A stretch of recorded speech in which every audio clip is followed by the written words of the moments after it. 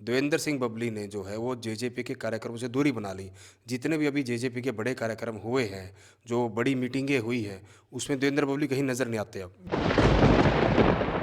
देवेंद्र बबली का जो कांटा था सुभाष बराड़ा, वो कांटा भी निकल गया है। वो राज्यसभा चले गए हैं और लगभग लगभग ये माना जा रहा है कि देवेंद्र बबली अगला जो चुनाव है वो बीजेपी की टिकट पर लड़ेंगे। आपकी ही पार्टी के विधायक सरेआम बोल रहे हैं कि देवेंद्र बबली के महकमे में, यानी कि पंचायत महकमे में सरेआम जो है भ्रष्टाचार हो रहा है, रिश्वत चल रही है। और उन्होंने तो यहाँ तक कह दिया, आप भी वहाँ मौजूद थे, कि भाई ये महकमा तो आपके बस में ही नहीं, आपके कंट्रोल में ही नहीं है। जो आपके जेजेपी के प्रदेश अध्यक्ष हैं निशांत सिंह, वो कहीं ना कहीं कांग्रेस में शामिल हो सकते हैं, इस तरह की चर्चाएं चली थी। प्रदेश के कैबिनेट मंत्री चौधरी देवेंद्र सिंह बबली जी अभी हमारे साथ हैं। और अगर मैं हरियाणा की बात करूं तो मुख्यमंत्री मनोहर लाल खट्टर ने 4200 करोड़ से अधिक की परियोजनाओं का शिलान्यास एवं उद्घाटन किया है। और मंत्री जी से हम जानेंगे हरियाणा के लिहाज से भी, पंचायत महकमे के हिसाब से भी, और ख़ासकर फतेहाबाद ज़िले की बात करें या फिर इनके टोहाना विधानसभा की बात करें, क्या कुछ सौगात मिली मंत्री जी? इतना बड़ा उद्घाटन जो है, शिलान्यास जो किया गया है, कैसा देखते हैं?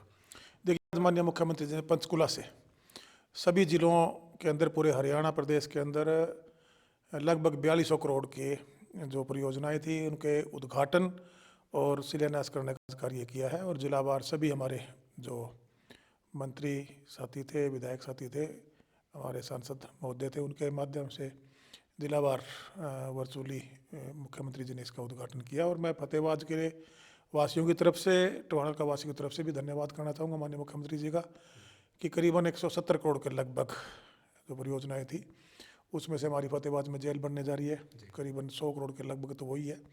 और मेरी टोहाना कंस्टिट्यूंसी के लिए भी हमारे जोड़ों का जीर्णोद्धार और एक हमारा पंचायत भवन लगभग 45 करोड़ रुपए के आसपास की सौगात टोहाना को मिली है। टोटल 170 करोड़ के लगभग पूरे ज़िले को मिली है। और टोहाना अभी प्रगति के पथ पर है। विकास कार्यों की जो लोगों की सोच थी, हम उस पर 100% खरा उतरने का प्रयास कर रहे हैं। और प्रदेश में भी जो हमारी गठबंधन सरकार है, वो हर कोने का विकास हो, पूरे हरियाणा प्रदेश का विकास हो, हमारे हर गांव का विकास हो, हमारे शहरी जो क्षेत्र है उनका विकास हो, और जो मूलभूत सुविधाएं हैं वो हम हर हरियाणा वासी के आखिरी छोर बैठे परिवार तक पहुंचा सके। इस सोच के साथ हमारी सरकार कार्य कर रही है। जी बबली जी, आपने कहा कि हरियाणा भी विकास के पथ पर और टोहाना भी विकास के पथ पर है, लेकिन कुछ लोग ये भी कहते हैं, क्योंकि आपके जो ज़्यादा चाहने वाले हैं ना, कि देवेंद्र बबली भी विकास के पथ पर है। देवेंद्र बबली का जो कांटा था सुभाष बराड़ा, वो कांटा भी निकल गया है। वो राज्यसभा चले गए हैं और लगभग लगभग ये माना जा रहा है कि देवेंद्र बबली अगला जो चुनाव है वो बीजेपी की टिकट पर लड़ेंगे। देखिएगा, ये प्रयास राजनीति में चलते रहते हैं। अपने अपने लोग अपने अपने तरीके से अपने विचार रखना, उस पर चर्चा करना, ये एक राजनीतिक गलियारों में ये चर्चाएं चलती रहती हैं। सच्चाई ये है कि मैं एक फ्रीडम फाइटर परिवार से हूँ, और मेरे परिवार की परंपरा को आगे बढ़ाते हुए सेवा, देश सेवा, समाज सेवा करते हुए लोगों ने मुझे आज़ाद चुनाव लड़वाया। सम्मान खूब मिला, हम विधानसभा में नहीं पहुँच पाए थे। हम लगातार 3 पीढ़ियों की उस परंपरा को आगे बढ़ाने में लगे हुए हैं। आज भी मैं विधायक के नाते भी काम कर रहा हूँ, मंत्री के नाते भी काम कर रहा हूँ, समाज सेवी के नाते भी काम कर रहा हूँ। दूसरा चुनाव मुझे मजबूती के साथ विधानसभा में भेजने का काम किया। प्रदेश के जो एक जो मैंडेट आया, वो ऐसा मैंडेट आया कि गठबंधन में हमें सरकार बनानी पड़ी। प्रदेश हित के लिए, कार्य के लिए मिनिमम जो कॉमन प्रोग्राम के एक हमारी दोनों पार्टियों का एक समझौता हुआ, प्रदेश के आगे बढ़ाने के लिए हम काम कर रहे हैं। और उसमें जो चर्चाएं आज आप करना चाह रहे हैं, जो वो भारतीय जनता पार्टी का फैसला है। अभी तक हमारी सरकार गठबंधन में चल रही है। और पार्लियामेंट का चुनाव बस कोई अगले 15 मार्च, 17 मार्च या 20 मार्च तक मैं उम्मीद कर सकते हैं हम लोग। उससे पहले भी, मतलब 10 तारीख के बाद कभी भी, 11-12 के बाद कभी भी आचार संहिता लग कर देश चुनाव में जा रहा है। केंद्र में सरकार बननी है। लोग अपना मतदान से भारत देश को कैसे आगे बढ़ना है, कैसे आगे बढ़ाना है और किन ने इसको आगे बढ़ाना है, वो अपना मैंडेट देने का कार्य करेंगे। और वो भारत देश की जनता समझ भी चुकी है। और आज जिन हाथों में देश की जिस लीडरशिप के हाथों में आज देश की बागडोर है, आम नागरिक उससे मैं ये मानता हूँ, एक भारतीय होने के नाते, एक हरियाणी होने के नाते, कि वो मजबूत हाथों में है और हमारा देश आगे बढ़ रहा है। और एक बड़ा बदलाव आज गांव में भी कह सकते हो और प्रदेश में भी कह सकते हो, हमारे विभाग में भी कह सकते हो, हमने करने का काम किया है। और उसका अब लोगों को एक विश्वास भी मैं कह सकता हूँ सरकार, हमारी सरकार के प्रति बना है। और यही विश्वास और यही हमारी सच्चाई और अच्छाई, यही हमारा जो एक काम है, हमारा काम बोलेगा, हम नहीं बोलेंगे, अब हमारा काम बोलेगा। जैसे आज टोहाना में आप जाके कहीं भी पूरा एक अपना सर्वे कीजिए, गांव में जाइए, शहर में जाइए, चाहे वो मेरे वोटर थे या मेरे वोटर नहीं थे, हो सकता है आने वाले टाइम में कुछ लोग और मेरे साथ जुड़े या कुछ लोग हमारे साथ पॉलिटिकली ना आ पाए, लेकिन वो डेवलपमेंट की बात पे आपको पॉजिटिव रिस्पॉन्स देगा। आपने कहा कि हमारा काम बोलेगा और कैसे विकास किया जाए खासकर ग्रामीण इलाके में, उसके लिए आपने काम किया है। लेकिन वो काम बोल रहा है वो तो आपको लोग चुनाव में बताएंगे, लेकिन आपकी ही पार्टी के विधायक आपके सामने विधानसभा के अंदर सरेआम बोल रहे हैं कि देवेंद्र बबली के महकमे में, यानी कि पंचायत महकमे में सरेआम जो है भ्रष्टाचार हो रहा है, रिश्वत चल रही है। और उन्होंने तो यहाँ तक कह दिया, आप भी वहाँ मौजूद थे, कि भाई ये महकमा तो आपके बस में ही नहीं, आपके कंट्रोल में ही नहीं है। देखिए क्या, दादाजी हमारे लिए आदरणीय हैं, सीनियर विधायक है, बाद में भी उन्होंने स्टेटमेंट देखी होगी आपने उनकी। कई बार क्या होता है कि एक एज फैक्टर के साथ ठीक है, कहीं ना कहीं उनके पास कोई शिकायत होगी। अब हम एक लाठी से सबको नहीं आंक सकते, दिखते थी, मैं मना नहीं कर रहा, लेकिन दिखतों में कितना बड़ा बदलाव, कितना बड़ा सुधार, कितने बड़े उस पर एक्शन, कितनी बड़ी उस पर कानूनी कार्रवाइयाँ इन पिछले 2 साल में हमने की हैं, सरकार ने की हैं, देवेंद्र सिंह बबली ने की हैं। उसके रिजल्ट भी सामने आए हैं। अब ये खुला सिस्टम नहीं है भी कोई भी आओ और उठाओ और चल पड़ो। अब पैसे की जवाबदेही तय कर दी हमने, ये टेंडरिंग को हमने लागू करवाया, कितना विरोध का सामना करना पड़ा हमें, वो प्रदेश हित के लिए था, गांव के हित के लिए था। उसके बाद हमने जो हमारे पंचायत राज में हमारी पंचायतें, पंचायत समितियाँ, जिला परिषद को काम डिवाइडेशन का एक फैसला सरकार ने लिया, इन कामों को पंचायत के द्वारा किया जाएगा, इनको पंचायत समिति के द्वारा, इनको जिला परिषद द्वारा। जो फंड है उसकी एलोकेशन हमने की, और जिस पैसे के डेवलपमेंट के लिए लोग 10-10, 20-20 लाख रुपए के लिए चंडीगढ़ के टायर के साथ थे, वो पैसा डायरेक्ट हमने हमारे सरपंचों के, हमारे ब्लॉक जिला पंचायत समितियों के, हमारे जिला परिषद के जो हमारे लोग थे, चुने लोग थे, उनके खाते में सीधा हमने भेजने का काम किया, ताकि उनको चक्कर ना लगा के वो अपने अपने जिस पदों पर भी जनता ने उनको बिठाया है वो अपनी डेवलपमेंट करा सकें। ये बड़े बदलाव हैं। ये बदलाव हमारे सरकार की पारदर्शिता का एक सबसे बड़ा उदाहरण है। ये पारदर्शिता, जो जीरो टॉलरेंस की हम बात करते हैं, पहले तो बीच में मध्यस्थता करते थे लोग, इस पैसे को लेके आने के लिए लोगों को बड़े और तरह के हथकंडे अपनाने पड़ते थे। आज सभी हमारी पंचायतों में उठा के देख लीजिए, हमारी ब्लॉक समितियों में, पंचायत समिति में उठा के देख लीजिए, हमारी जिला परिषद में उठा के देख लीजिए, पैसे की तो कोई कमी छोड़ ही रखी। पहले हमने जब बनते ही, जब पंचायतें बनकर आई, 1100 करोड़ रुपये डायरेक्ट हमने पंचायतों में पर कैपिटा देने का काम किया। फिर उसके बाद करीबन 2000 से करोड़ से ज़्यादा हमने स्टेट फंड से दिया, और सेंट्रल फाइनेंस से जो 2021-22 का जो हमारा फंड कोविड की वजह से रोक लिया गया था, रिक्वेस्ट करके हमने वो भी करीबन 950 करोड़ के आसपास वो रिलीज करवाने का काम किया। अगले साल भी इतना ही अमाउंट था, लगभग ऊपर नीचे 10-20 करोड़ रुपए, 1000 करोड़ से और 950 के बीच की 2021-22 और 22-23 और 23-24 का भी कुछ हमारा 300-400 करोड़ रुपया आना बाकी, वो हमने देने का काम किया। बिल्कुल, आपने ये तमाम प्रयास आपने किया।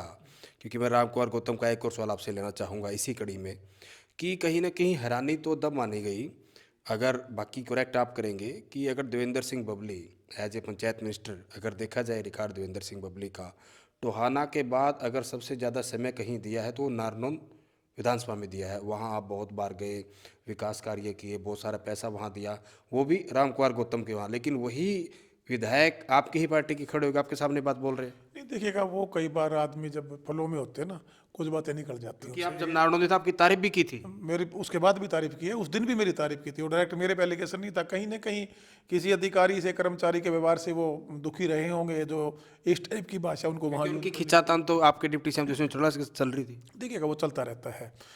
ये जो हमारी पार्टी बनी थी, नई पार्टी बनी थी, इसमें सब वो हमारे यहाँ कई इधर उधर से हम इकट्ठे होकर आए थे, और लोगों ने हमें आशीर्वाद प्यार दिया। उसके बाद हमारी प्रदेश की डेवलपमेंट में हमारे सौभाग्य मानता हूँ कि हमारे हाथों से कहीं ना कहीं अच्छे कार्य होने लगे थे। परमात्मा रास्ता है, सब लीलाएं उसकी हैं। वरना तो उस टाइम भारतीय जनता पार्टी और हम चुनाव, वो अपने पार्टी से लड़ रहे थे, उनके कैंडिडेट, हम हमारी पार्टी से लड़ रहे थे, लेकिन जनता ने जो फैसला किया और उसके बाद प्रदेश के लिए हम लोगों ने फैसला किया। आज काम हो रहे हैं, आज शिकायतें हो सकती हैं। मैं ये नहीं कह रहा कि हमने सब कुछ एकदम से बंद कर दिया। कहीं अगर कहीं भी कोई चोरी की, कहीं इस तरह की कोई करप्शन की अगर बात आती है तो उस पर हर रोज़ मेरे पास आता, तो हर रोज़ हम उस पर कड़ी कानून कार्रवाई करने से हम को गुरेज नहीं करते। आज भी अगर कोई मेरे साथ संज्ञान में लाया जाता है तो उस पर जो कानूनी कार्रवाई बनती है, मैं उसको पूरी कड़ी कानूनी कार्रवाई करने में कोई भी हिचक नहीं करता। हाँ, ये सिस्टम आज खराब नहीं हुआ। ये सिस्टम खराब किसने किया, कैसे हुआ, कब हुआ, सवाल ये है। आज कई कह देते हैं जी आपने वो पकड़ा, अरे हमने पकड़ा ना। अगर उसने गलती की तो हमने पकड़ा और उसको जो कानूनी कार्रवाई बनती है उसको सख्ती से उस पर निपटने का काम किया। विधानसभा में बोला कि अगर ऐसा कोई मिला तो उसको बिल्कुल, मैंने उस दिन बिल्कुल विधानसभा में कहा, मैंने दादाजी को कहा, अन्य विधायकों से मैंने रिक्वेस्ट की, अगर कहीं भी आपके संज्ञान में लेके आई जाती है, ऐसी कोई बात आती है तो आप हम सरकार तक ये बात बताने का काम करें भाई, उस पर हम कार्रवाई करेंगे। भाई आज हम पारदर्शिता, जीरो टॉलरेंस की जो बात कर रहे हो तभी आएगी जब आम नागरिक भी अपनी जिम्मेवारी समझेगा। या हमारे जो कर्मचारी अधिकारी भी, ऐसा नहीं है कि सारे के सारे हर 100 के 100 उसी में लिखते हैं, नहीं हो सकता है उसमें 10-20% हो, 5% हो। चुने हुए लोगों पे भी एलिगेशन लग जाते हैं, कर्मचारी अधिकारी पे भी एलिगेशन लगते हैं, मैं कई दवेश भावना से भी लगा दिए जाते हैं। लेकिन जब वो उसकी जांच होती है, इंक्वायरी होती है, दूध का दूध पानी का पानी होता है, और जो उसमें लिप्त पाया जाता है उस पर कानूनी कार्रवाई होगी, पहले हुई आगे भी होंगी। वहीं आगामी चुनाव लोकसभा की बात करूं मैं, फिलहाल आप गठबंधन में सरकार चला रहे हैं और कहीं ना कहीं हालांकि वो बड़े नेताओं का काम है कि सीट शेयरिंग होती या नहीं होती, लेकिन जो जिस तरह की खबरें मिल के आ रही हैं कि जेजेपी को बीजेपी कोई भी लोकसभा नहीं देगी, इस तरह की जो खबरें निकल के आ रही है, इस लिहाज में इस तरह की चर्चाएं भी चलती है कि कहीं ना कहीं जो आप बार बार ये कह रहे थे कि हम 10 की 10 सीटों पर चुनाव लड़ेंगे, गठबंधन जो है वो 5 साल चलेगा, लोकसभा का अलग लड़ेंगे, वो अपना लड़ेंगे, आप जेजेपी की स्थिति कैसे देख रहे हैं? देखिएगा, जब मैंने पहले बताया 10 महीने पहले पार्टी का गठन हुआ, जब हमने इस चुनाव में गए उससे 10 महीने पहले तो ये पार्टी बनी थी, इनेलो से बाहर निकल के इन लोगों ने पार्टी बनाई थी। पार्टी बनाने के बाद जब चुनाव में गए तो इन्होंने जो कैंडिडेटों का सिलेक्शन किया, वो दुष्यंत जी की, मैं तो इसमें कई बार कहता हूँ उनकी लीडरशिप क्वालिटी ठीक थी कि उनको जो जनता की पसंद थे उन लोगों को अपने साथ जोड़ने में चुना, अपने साथ जोड़ा, और 10 सीटें 10 महीने की पार्टी ने लेकर विधानसभा में पहुंच गए। विधानसभा के बाद जो कार्य आपके सामने ही है। अब हम गठबंधन में सरकार चला रहे हैं, हमने गठबंधन चुनाव नहीं लड़ा था, और दोनों पार्टियों के संगठन अपने अपने तरीके से अपने संगठन को मजबूत करने के लिए कार्य करते हैं। वो भारतीय जनता पार्टी भी कर रही है और जननायक जनता पार्टी भी कर रही है।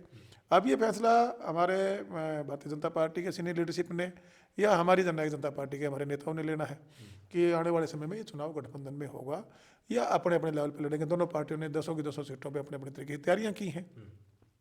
वो समय बताएगा, समय भी अब तो क्या बचा है, अब ये 10-12 दिन में जो भी है सारा क्लियर हो जाएगा। अब ये गठबंधन में लड़ते हैं या बिना गठबंधन के लड़ते हैं, फिर उसके बाद जनता अपना फैसला देगी। नहीं, वो तो समय बताएगा, लेकिन समय रहते देवेंद्र सिंह बबली ने जो है वो जेजेपी के कार्यक्रमों से दूरी बना ली। जितने भी अभी जेजेपी के बड़े कार्यक्रम हुए हैं, जो बड़ी मीटिंगें हुई हैं, उसमें देवेंद्र बबली कहीं नज़र नहीं आते। अब नहीं, मैं हर जगह नजर आता हूँ, कहाँ नजर नहीं आया। होंडा में इनकी मीटिंग हुई, वहाँ आप नहीं दिखे। उस दिन मेरे कोई फैमिली फंक्शन था इसलिए नहीं मैं पहुँच पाया था। मैं हर फंक्शन में जहाँ पार्टी के भी पिछले दिनों फतेहबाद हमने ऑफिस की ओपनिंग थी, मैं ही करके गया था। जहाँ पार्टी की तरफ से ड्यूटी लगती है मैं अपना काम बाखूबी से करके आता हूँ। कई बार पर्सनल अपने घरेलू कार्य की वजह से उस दिन मैं नहीं पहुँच पाया था। 13 तारीख को फिर हिसार में एक बड़ी रैली, बड़ा शक्ति प्रदर्शन जेजेपी करने जा रही है।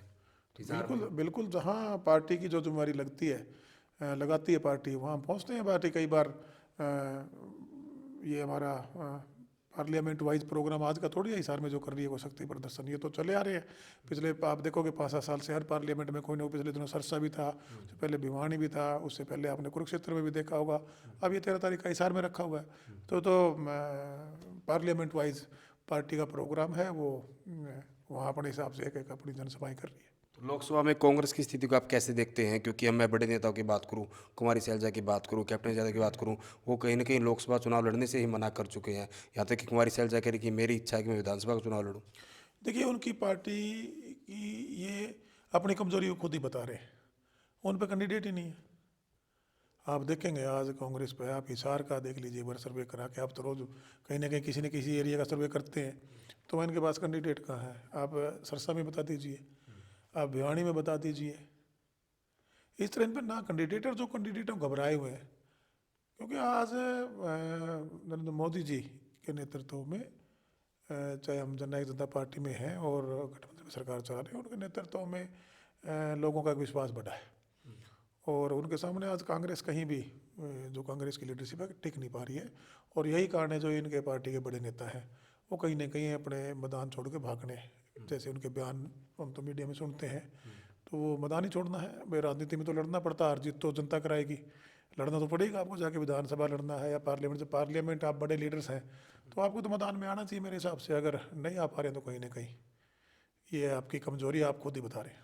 अंतिम सवाल है मेरा, फिलहाल जिस आप पार्टी में है जेजेपी में, इस तरह की चर्चाएं चली थी कि जो आपके जेजेपी के प्रदेश अध्यक्ष हैं निशांत सिंह, वो कहीं ना कहीं कांग्रेस में शामिल हो सकते हैं, इस तरह की चर्चाएं चली थी, आप क्या कुछ कहेंगे? देखिए लोकतंत्र है, सबको कहीं ना कहीं आने जाने का चलता रहता है पार्टियों में, कोई कहीं आ रहे कोई कहीं जा रहे, लेकिन ऐसा कुछ है नहीं। ये बस अपने वैसे ही आपकी सोशल मीडिया में आप लोग अपने मनगढ़ंत वो जो मन ऐसे सूत्र कौन से, हमें तो पता नहीं आपके कौन से सूत्र हैं। बाकी प्रधान जी पार्टी को मजबूत कर रहे हैं, आगे बढ़ा रहे हैं, और जननायक जनता पार्टी के संगठन को उन्होंने काफ़ी मजबूत किया है, और ताकत के साथ वो लगे हुए हैं, वो आगे बढ़ा रहे हैं पार्टी को। शुक्रिया जी बातचीत करने के लिए। तो ये थे देवेंद्र सिंह बबली, जिन्होंने तमाम बातों को लेकर, और जैसा कि हमेशा इनका अंदाज जो हो बड़ा बेबाक रहता है, चाहे गठबंधन की बात हो या प्रदेश में जिस तरीके से इनको कहीं ना कहीं जिम्मेदारी दी गई है पंचायत मंत्री की, किस तरीके से काम करा रहे हैं, क्या कुछ इनका विजन है, तमाम की तमाम बातें जो है इन्होंने साफ तौर पर बड़े बेबाक ढंग से हमारे साथ रखी। और आपको ये बातचीत कैसी लगी, और चुनाव में आखिर क्या कुछ होने वाला है, जेजेपी को लेकर आपकी क्या राय है? और जैसा मैंने इनसे सवाल किया कि पूरे प्रदेश में ये चर्चाएं बड़ी ज़ोर से हुई थी जिस दिन सुभाष बराला को, जो यहाँ से पूर्व विधायक थे, भारतीय जनता पार्टी के पूर्व में प्रदेश अध्यक्ष रहे, उनको जब राज्यसभा भेजा गया तो सभी के जुबान पर एक ही बात आई कि देवेंद्र सिंह बबली का जो है वो कांटा निकल गया है और उनका सीधा सीधा रास्ता जो है वो तय हो गया है। पूरे बातचीत में आपको क्या लग रहा है, आप भी कमेंट के माध्यम से जरूर बताएं।